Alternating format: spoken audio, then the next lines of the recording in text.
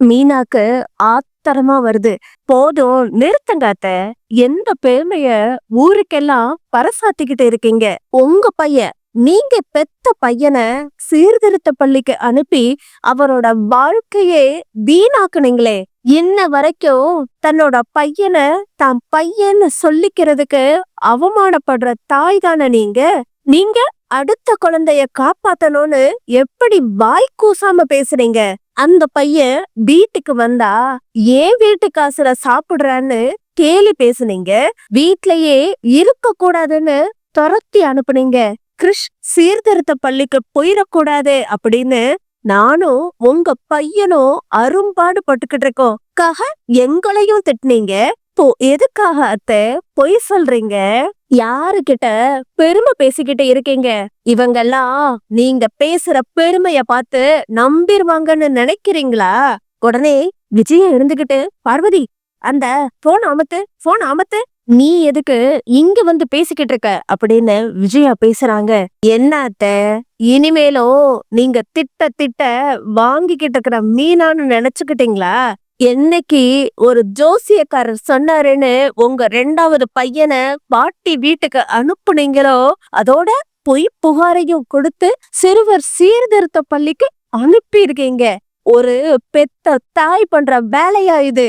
எந்த அம்மாவும், ஏன் மாற்றான் தாய் பிள்ளை கூட இப்படி ஒரு பழிய போட மாட்டாங்க. அவன் செஞ்சிருக்க மாட்டான்னு தான் பேசுவாங்க. அதுதான் தாய் பாசம். இப்படி ஒரு தாய நான் எங்கேயுமே பார்த்தது கிடையாது. இங்க பாருங்க, நீங்க யாருமே இவங்க சொல்ற எதுவுமே உண்மைன்னு நம்பிராதீங்க. அங்க தாய் குலத்துக்கே ஒரு ஈனம், அம்மான்னு சொல்றதுக்கே அருகதை இல்லாதவங்க இவங்க அப்படின்னு மீனா பேசுறாங்க. உடனே விஜயா ஆத்திரப்பட்டு, ஏய் அடிச்சேனா பாரு அப்படின்னு கைய ஓங்கும் போது மீனா விஜயாவோட கைய பிடிச்ச முறுக்கி அப்படியே பின்னாடி கொண்டு வந்து வைக்கிறாங்க. என்ன பூக்கட்டுற கை அடிக்காதுன்னு நினைச்சீங்களா? மாமியாராச்சேன்னு மரியாதை கொடுத்து அமைதியா போய்கிட்டு இருந்த இங்கதான் மாமியாருங்கிற ஸ்தானத்துல இருந்து விலகிட்டீங்க. பணத்தாசை பிடிச்சுக்கிட்டு தான் திரியுறீங்கன்னு நினைச்சேன். ஆனா உங்களுக்கு தாய்ப்பாசம்னா கூட என்னன்னு தெரியாதுல்ல. மனிதாபிமானமே இல்லாத உங்களுக்கு நான் எதுக்கு மரியாதை கொடுக்கணும்? இங்க இந்த வீட்டுக்கு மருமகளா வந்தீங்கல்ல, அதே மாதிரிதான் நானும் அந்த வீட்டுக்கு மருமகளா வந்திருக்கேன். என்கிட்ட ஏதாவது பேசுனீங்கன்னு வச்சுக்கோங்க, மாமியார் என்ன அடிக்கிறாங்கன்னு போலீஸ் ஸ்டேஷன்ல கம்ப்ளைண்ட் கொடுத்துருவேன் அப்படின்னு மீனா சொல்லிட்டு வேகமா வந்துடுறாங்க. விஜய சொல்றாங்க, பாத்தியா பார்வதி, இவ என்ன பண்றான்னு பாத்தியா? எல்லார் முன்னாடியுமே என்ன அசிங்கப்படுத்துறா அப்படின்னு விஜயா கேட்ட உடனே பார்வதியும், ஆமா விஜயா, நீ செய்யாத வேலைய நீதான் செஞ்சேன்னு பெருமை பீத்திக்கிற. நீ ஏன் இப்படி பேசுனா மீனாக்கு கோபம் வராதா? மீனாவும் முத்துவும் சேர்ந்துதானே கிருஷ்ண சிறுவர் சீர்திருத்த பள்ளிக்கு போகாம தடுத்து நிறுத்தினாங்க. இவ்வளவு கஷ்டப்பட்டா முத்து, அது எப்படி கொஞ்சம் கூட வாய் கூசாம நீதான் செஞ்ச மாதிரி பேசுற? மீனாவுக்கு அந்த வருத்தம்லாம் இருக்குமா இல்லையா? அதுவும் இல்லாம இப்போ மீனா கிட்ட ஏதோ ஒரு மாற்றம் இருக்குது.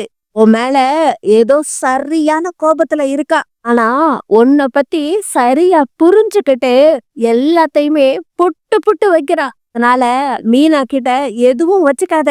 இனி மீனா உனக்கு அடிக்கிற அடி மரண அடியா இருக்க போகுது. முத்துவையும் மீனாவையும் நீ அவ்வளவு நாள் கஷ்டப்படுத்தியும் அமைதியா இருந்தாங்க. இப்ப இப்படி மீனா மாறிட்டா அப்படின்னு சொல்லி பார்வதி பேசுறாங்க. உடனே விஜயா, ஏய் என்ன நீ அவளுக்கு சப்போர்ட் பண்ணி பேசிக்கிட்டே இருக்க? இல்ல விஜயா, நான் நியாயத்தை தான் சொல்றேன். ஏன்னா இவ்வளவு நாள் பொறுமையா இருந்ததுக்கு ஏதோ ஒரு காரணம் இருக்குன்னு நினைச்சேன். ஆனா இன்னைக்கு கோபப்படுறதுக்கும் ஏதோ ஒரு காரணம் இருக்கு. ஏன்னா மீனா கோபப்பட்டு பேசினாதான் மீனாவோட குணத்துக்கு நல்லாவும் இருக்குது. நேர்மையா இருக்கிறவங்க, அடுத்தவங்களுக்கு உதவி பண்ணணும்னு நினைக்கிறவங்க எப்பயுமே சகிப்பு தன்மையோட இருக்கணும்னு அவசியம் இல்ல. தப்புன்னா தட்டி கேக்குற தைரியமும் இருக்கணும் அப்படின்னு பார்வதி மீனாவை பாராட்டுறாங்க. இந்த சீக்வன்ஸ்ல சிறகடிக்க ஆசை சீரியல் போனா நல்லா இருக்கும்னு நினைக்கிறவங்க வீடியோக்கு லைக் பண்ணி சேனலை சப்ஸ்கிரைப் பண்ணுங்க. உங்களோட ஆதரவை எங்களுக்கு தெரியப்படுத்துங்க.